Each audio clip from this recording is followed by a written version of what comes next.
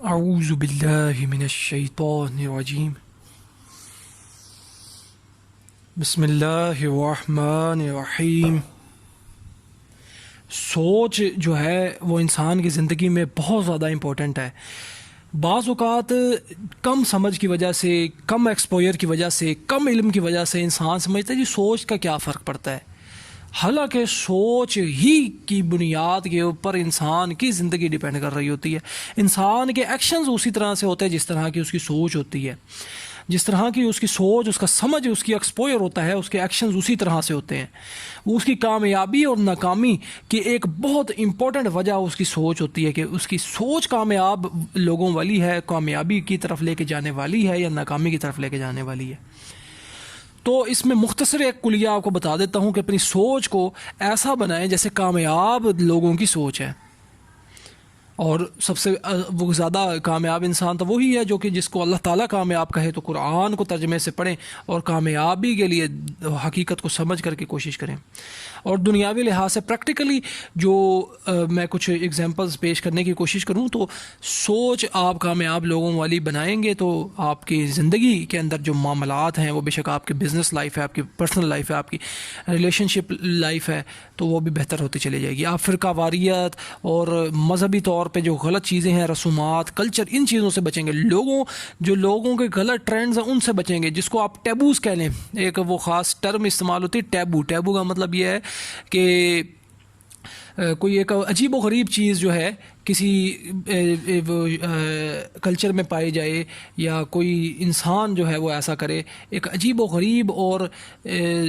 وہ ایک انتہائی مطلب کہ ایکسٹریم حد تک جا کے کوئی چیز کی جائے تو وہ سمجھ لیں کہ ٹیبو کے معنوں میں آتی ہے۔ تو یہ بہت ساری فضولیات چیزیں ہمارے اندر پائی جاتی ہیں، ہمیں اس چیز کا علم نہیں ہوتا۔ اور دوسری بات، لوگوں کو خوش کرنے کے لیے اپنے آپ کو نقصان نہ پہنچائیں۔ لوگ آپ سے خوش نہیں ہوں گے، اگر وقتی طور پہ خوش ہو جائیں گے تو ان کی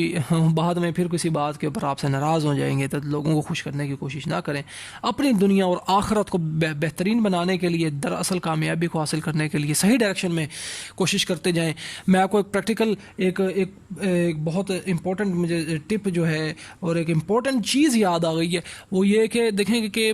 آپ کی اپنی بزنس لائف ہے، آپ کی اپنی پرسنل ریلیشنز ہیں،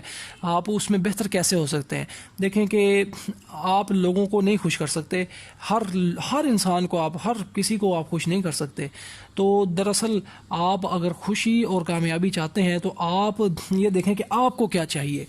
تو آپ اس کے لیے کوشش کریں۔ ہاں، وہ آپ کا وہ عمل جو ہے وہ آخرت کی ناکامی کی طرف نہ لے جائے، مطلب کہ وہ اس کو بھی ایک بیلنس انداز کے اندر آپ نے لے کے چلنا ہے۔ اپنے خواہشات یا آپ جو چاہتے ہیں، یہ میں لوگوں کے ساتھ جو آپ کے رویے ہیں ان کو جو